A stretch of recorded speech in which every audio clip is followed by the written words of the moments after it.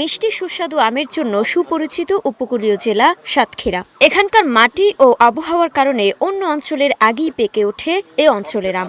চলতি মৌসুমে জেলায় ৪,০০০ হেক্টর জমিতে উৎপাদনের লক্ষ্যমাত্রা ধরা হয়েছে প্রায় ৭০,০০০ মেট্রিক টন। ৫,০০০-এরও বেশি বাগানে ব্যস্ত সময় পার করছেন ১২,০০০-এর বেশি আম চাষি।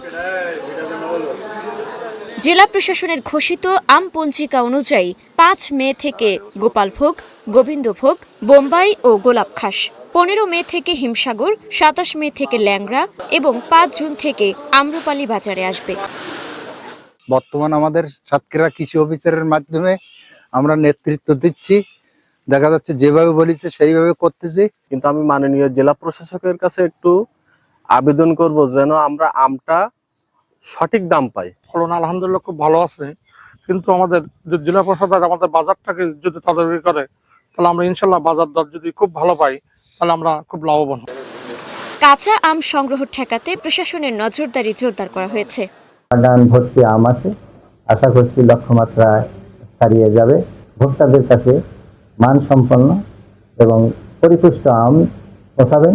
অপরিপক্ক আম যাতে বাজারজাত না হয় সেদিকে আমরাও খেয়াল রাখবো। শুধু দেশেই নয়, সাতক্ষীরার আম এখন ইউরোপ সহ বিভিন্ন দেশের বাজারেও যাচ্ছে।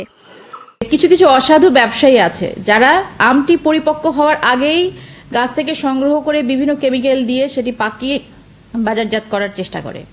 তো এই অপতৎপরতা যাতে তারা না করে, এই জন্য এই আমের ক্যালেন্ডারটি প্রকাশ করা হয়েছে।